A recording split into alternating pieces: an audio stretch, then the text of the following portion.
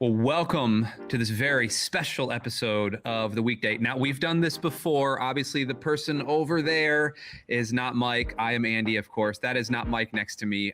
Typically, what happens on the weekdays, yes, we talk about church life and church culture and fun things like movies and dumb stuff like that. But today, as we have done before, we actually wanted to bring on one of our very special missions partners here at Bay Hope Church, because honestly, it's kind of the lifeblood of one of the things that we do so well around here. And so we have John Long today from USIAHT. John, thanks for joining us this afternoon. Thank you, Eddie. Thanks for having us. Absolutely. So tell me a little bit about you, first and foremost, before we get to the ministry. Who are you? Where do you come from? Kind of all that stuff. Sure. My name is John Long. I'm the executive director at the U.S. Institute Against Human Trafficking.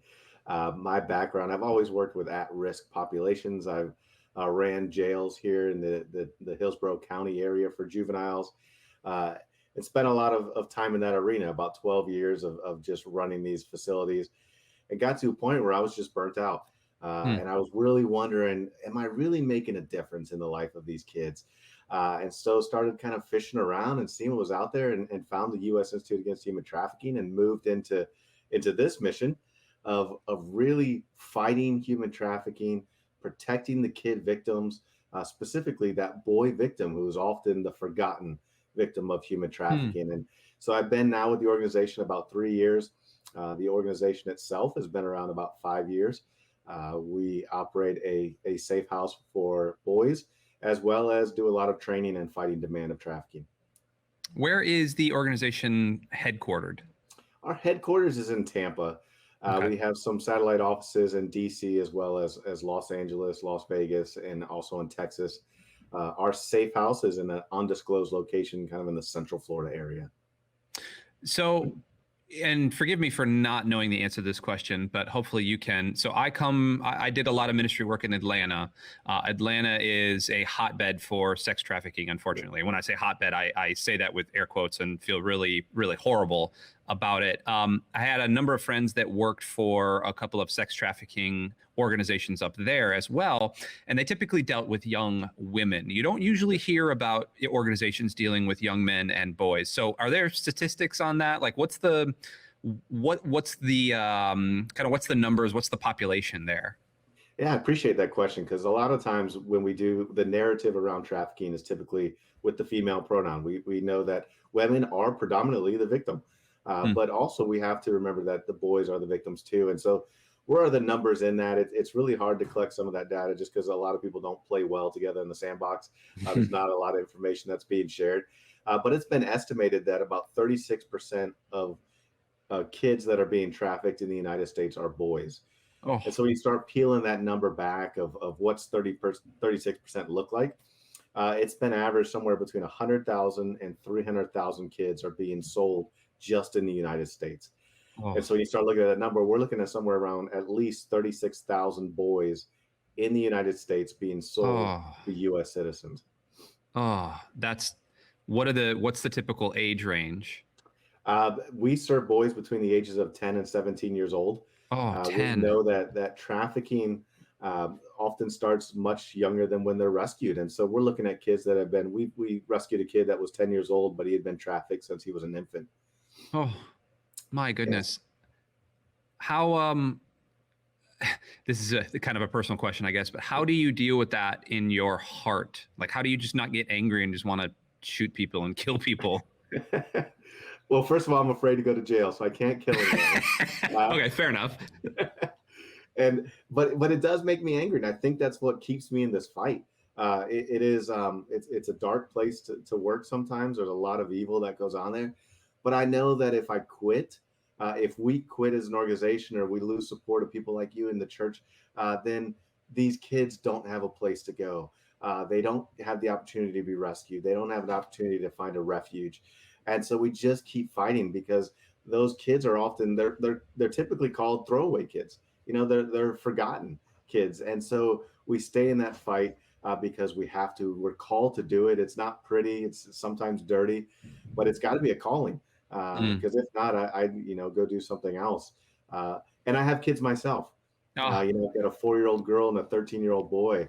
And so just having them around, I can't imagine some of these things happening to them. And so I want to save every kid. We want to save every kid that we can save. I love that. I love hearing that. Okay, let's transition to something a little bit more fundamental about about what we can do to help. How long has Bayhope been partnering with you all? It's been in the last, I believe, 4 years or 3 years, Okay.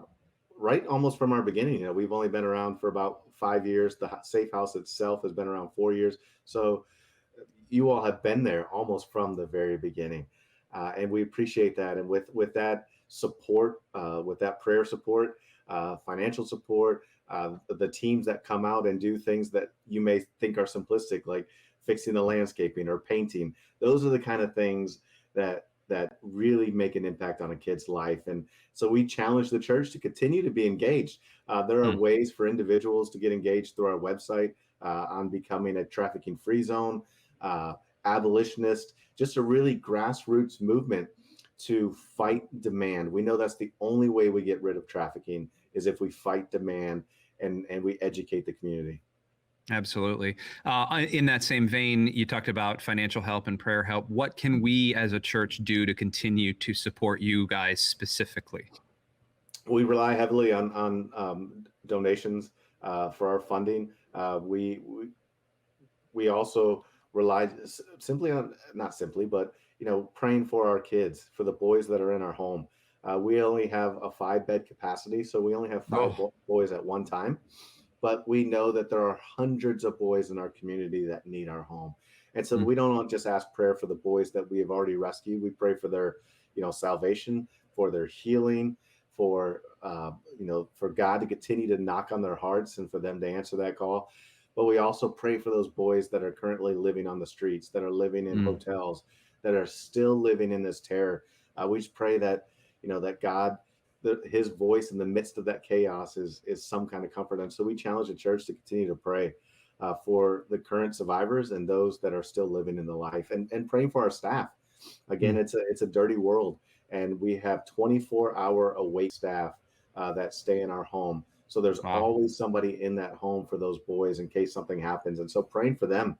They have families and they need rest as well. And so we would ask for that prayer. Absolutely. Website, socials, anything like that?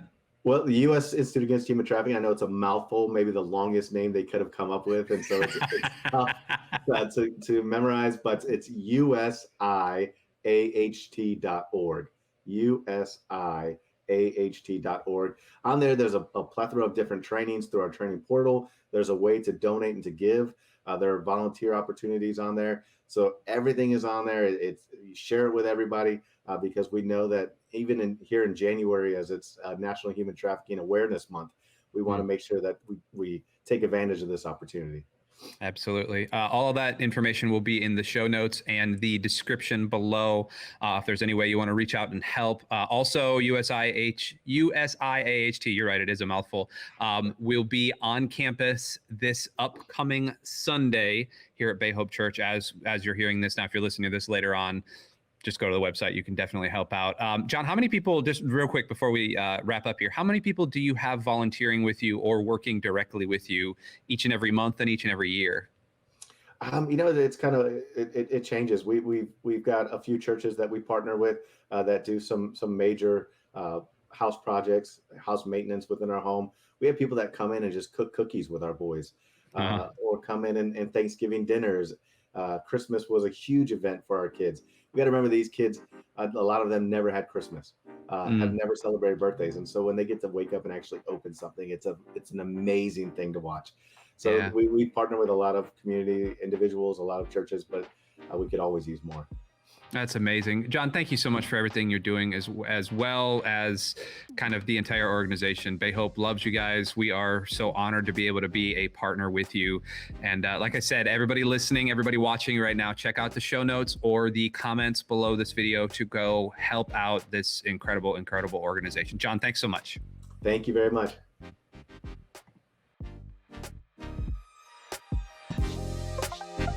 Hey, thanks for tuning in to Bayhope TV. Be sure to like and share these videos with your friends, as it really does help this channel out. And be sure to subscribe for more Bayhope TV content. As always, thanks for watching.